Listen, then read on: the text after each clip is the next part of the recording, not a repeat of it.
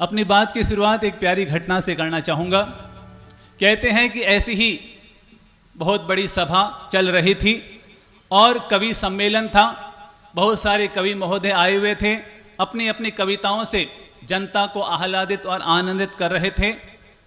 एक कवि महोदय आए और जैसे ही वो मंच पर आए और उन्होंने सबसे पहले एक चुटकुला सुनाया।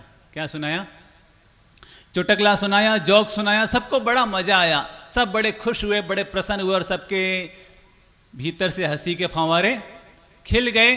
फिर पता नहीं क्या हुआ, उस कवि महोदय ने वही चुटकुला वापस रिपीट कर दिया, वही चुटकुला वापस दोबारा सुना दिया। जैसे ही दूसरी बार वही चुटकुला जनता ने सुना तो इस बार थोड़ी हंसी कम आई, थोड़ी मुस्कान कम आई। पता नहीं कवि कैसा था, उसने तीसरी बार भी वही चुटकुला सुना दिया, तीसरी बार भी वही चुटकुला रिपीट कर दिया। इस बार तो जनता को बिल्कुल भी हंसी नहीं आई, बिल्कुल भी मुस्कान नहीं आई और लोगों के चेहरे थोड़े से क्या हुए?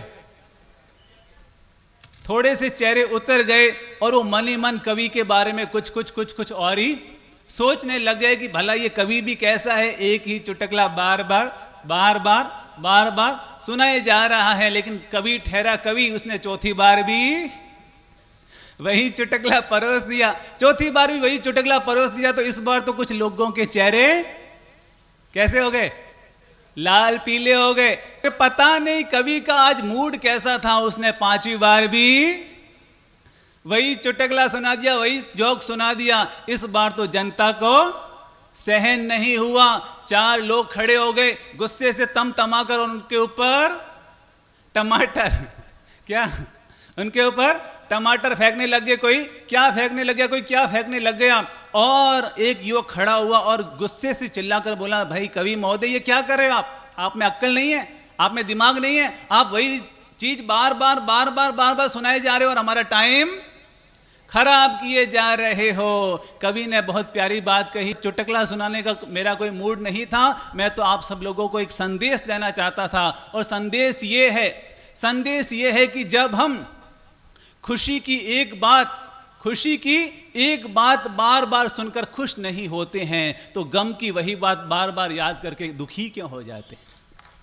जब हम खुशी की वही बात बार बार सुनकर खुश नहीं होते हैं तो गम वाली बातें याद करके बार बार दुखी क्यों हो जाते हैं? हाँ मेरे प्यारे भाइयों बहनों, अपने जीवन में इस बात का सदा याद रखिएगा, हमारी जिंदगी से कुछ जुड़ी हुई अच्छी यादें भी हैं और इसी जिंदगी से जुड़ी हुई कुछ खराब यादें भी हैं। जब हम अच्छी यादों को याद करते हैं तो हमारा मन प्रसन्नता से भर जाया करता है और जब हम बुरी यादों को याद करते हैं तो मन उदास हो जाता है, निराश हो जाता है, नाखुश हो जाता है। तो इसलिए अपने जीवन में सबसे पहला नियम ये लागू कीजिए कि हम बुरी यादों को भूलते चले जाएंगे और अच्छी यादों को हमेशा दिल में बसा करके रखेंगे, ताकि इस चेहरे पर कभी गम का माहौल ना बने। इस चेहरे पर जो भी माहौल बने तो हमेशा हंसी और खुशी का माहौल बने, क्योंकि ये लटका हुआ चेहरा कभी सुंदर नहीं लगता है। लटका हुआ चेहरा सुंदर लगता है?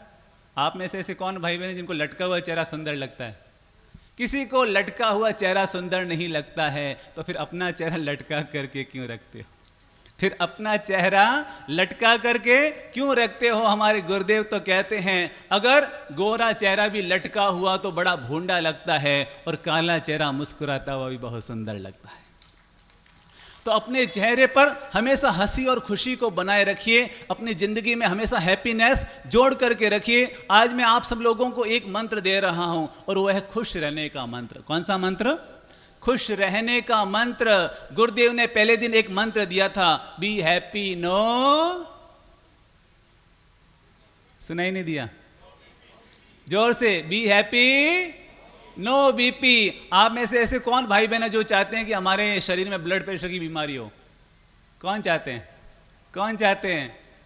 कोई नहीं चाहता। और अगर किसी के है तो वो क्या चाहता है? ये भी दूर हो जाए। तो याद रखना, इस दुनिया में जो खुश रहते हैं, जो प्रसन्न रहते हैं, जो हैप्पी रहते हैं, उनको कभी बीपी की बीमारी नहीं होती है। तो सुबह सुबह अपने आप से बोल लिया करो, भाई be happy no BP, be happy no BP, क्योंकि जब हम खुश होते हैं, जब हम प्रसन्न होते हैं, जब हम आनंद में होते हैं तो हमारे दिमाग से ऐसे पॉजिटिव केमिकल निकलते हैं, ऐसे पॉजिटिव रसायन निकलते हैं जो हमारे शरीर की बीमारियों को खत्म कर देते हैं, नष्ट कर देते हैं। और जब हम उदास होते हैं, तनाव में होते हैं, चिंता में होते हैं, अवसाद में होते हैं तो हमारे दिमाग से ऐसे नेगेटिव केमिकल निकलते हैं कि शरीर में कभी ब्लड प्रेशर और कभी डायबिटीज की बीमारी खड़ी कर दिया करते हैं। तो अपने जीवन में अगर आप बीमारियों से बचना चाहते हैं तो इसका पहला मंत्र क्या है? Be happy no BP. अपने जीवन का पल पल एंजॉय करते रहो। बोल लीजिए सभी, अपने जीवन का पल पल एंजॉय करते रहो। अगर आप पल पल एंजॉय करते रहोगे तो मैं आपको वादा दिलाता हूं, आपको बुढ़ापे में एंजियोग्राफी कराने की नौबत नहीं आएगी। आपको बुढ़ापे में एंजियोग्राफी कराने की नौबत नहीं आती। जो एंजॉय नहीं करते हैं उन्हीं को एंजियोग्राफी करवाने की नौबत आया करती है। तो खर्चा भी बचेगा और जिंदगी भी सुंदर बन जाएगी। तो अपने चेहरे पर, अपने मन में, अपने तन में, अपने जीवन में हमेशा हंसी और खुशी को बना करके रखिए, प्रसन्नता को बना करके रखिए, क्योंकि याद रखना, खुश रहोगे हर हाल में। बोल लो, खुश रहोगे, मुस्कुरा कर बोल लो, खुश रहोगे हर हाल में और मस्त रहोगे हर काम में। खुश रहोगे हर हाल में, मस्त रहोगे हर काम में, तो फर्स्ट आओगे जिंदगी के हर एग्जाम में। तो फर्स्ट आओगे जिंदगी के हर एग्जाम में। जिंदगी में कैसी भी परिस्थिति आए, कैसी भी नौबत आए, कैसी भी दिक्कत आए, कैसा भी सामना करना पड़े, लेकिन अगर आप हर हाल में खुश है और हर काम मस्त होकर के करते हैं तो कभी आप सेकंड नहीं आएंगे। जब भी आएंगे फर्स्ट ही आएंगे, क्योंकि उसके लिए दूसरों को सर्टिफिकेट देने की जरूरत नहीं है। आप खुद ही अपने आप को सर्टिफिकेट देंगे, भाई मैं तो हर हाल में खुश रहता हूं, प्रसन्न रहता हूं, मस्त रहता हूं, आनंद से भरा हुआ रहता हूं। तो आज ये जो पूरी प्रवचन माला है इसका एक ही सार है। हम यहाँ पर केवल एक ही काम करने आए हैं और इतना सा काम करने आए हैं कि हम इस उदयपुर नगर को हंसता मुस्कुराता हुआ गुलाब का फूल बनाने आए हैं। हम इस उदयपुर शहर को हंसता मुस्कुराता हुआ गुलाब का फूल बनाने आए हैं। अगर खुश रहोगे तो गुलाब के फूल बन जाओगे, खुश नहीं रहोगे तो अप्रैल फूल बन जाओगे। क्या बनना है आपको? क्या बनना है?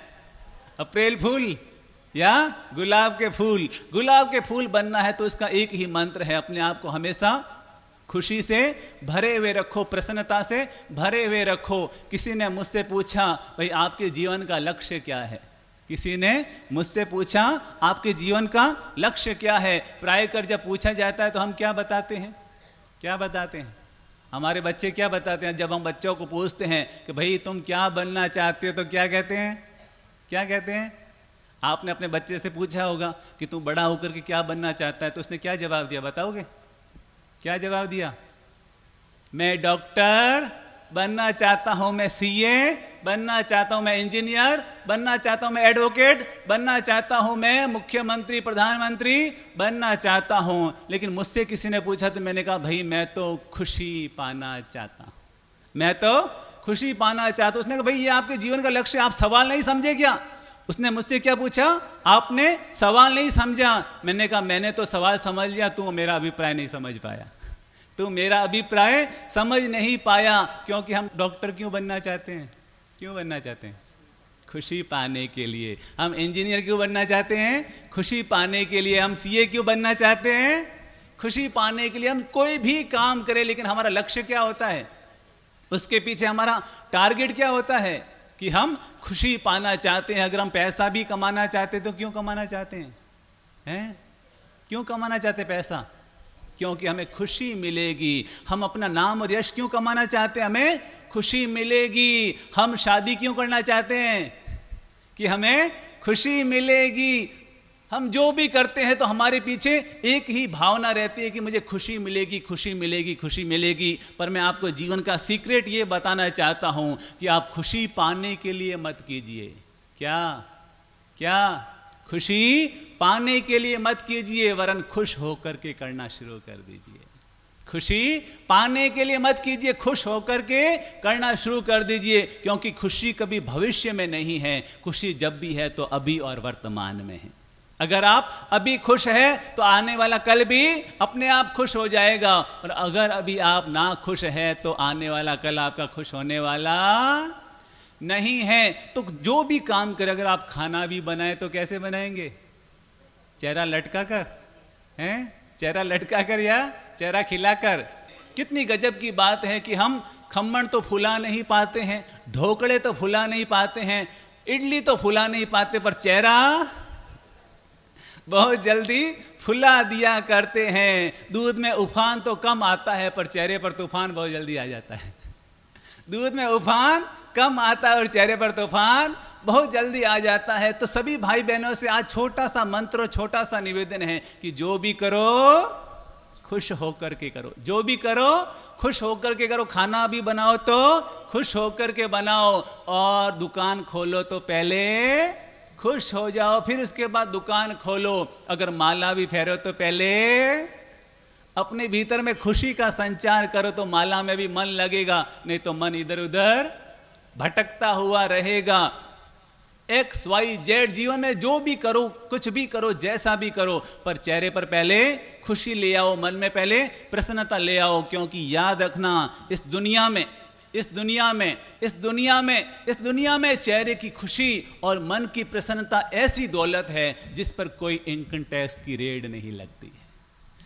इस पर दुनिया की किसी भी तरह की रेड नहीं लगती है। तो जितनी जरूरी है कि हमारी आर्थिक स्थिति अच्छी हो, सभी बोल लीजिए, जितना जरूरी है हमारी आर्थिक स्थिति अच्छी हो, उतना ही जरूरी है हमारी मानसिक स्थिति भी अच्छी, हमारी मानसिक स्थिति भी अच्छी हो। तो कहने का मतलब, कहने का सार क्या है? जो भी करेंगे खुश होकर के करेंगे, न कि खुशी पाने के लिए करेंगे। क्या? खुशी पाने के लिए नहीं करेंगे। जब भी करेंगे, जो भी करेंगे खुश होकर के करेंगे। जो यहाँ पर युवा लोग बैठे हैं, बच्चे लोग बैठे हैं, उनसे भी कहूँगा, अगर पढ़ाई भी करो तो खुश होकर के करो, पढ़ाई को लोड लेकर के मत करो। अरे यार इतना पढ़ना पड़ता है, अरे यार, अरे अरे अरे, हम जो भी करते हैं लोड लेकर के करते हैं, भारी मन से करते हैं, और परिणाम उस काम में हमें 100% सफलता नहीं मिल पाती है। तो अगर 100% सफलता पानी है तो इसका एक ही मंत्र है, जो भी करो खुश होकर के करो। हमारे गुरुदेव ने एक बहुत प्यारी बात कही, और मैं आपको बताना चाहूँगा, और आप जीवन भर याद रखना, जो चाहा वो मिला वो नसीब है। बोल लीजिए, जो चाहा वो मिला नसीब है, जो चाहा वो नहीं मिला वो बदनसीब है, जो चाहा वो नहीं मिला वो बदनसीब है, पर जो मिला उसे ही चाह लिया वो खुश नसीब है। जो मिला उसे ही चाह लिया वो सदा खुश नसीब है। तो जो भी मिला है, जैसा भी मिला है, उसका आनंद लीजिए, और जो भी कीजिए वो आनंद पूर्वक कीजिए। तो मानकर चलिए, दुनिया की ऐसी कोई ताकत नहीं है जो आपकी हंसी और खुशी को आपसे छीन पाए। तो सभी भाई बहनों से निवेदन है कि अगर जिंदगी कभी उफ तो कभी आ होती है, कभी आह तो कभी वाह होती है। जिंदगी कभी उफ तो आ होती है, कभी आह तो कभी वाह होती है। मुश्किल में भी मुस्कान को मत भूलो, खुशी को मत भूलो, क्योंकि खुशी से हर मुश्किल आसान होती है, खुशी से हर मुश्किल आसान होती है। सबके लिए शुभकामनाएं। Be happy. Thank you, thank you, thank you.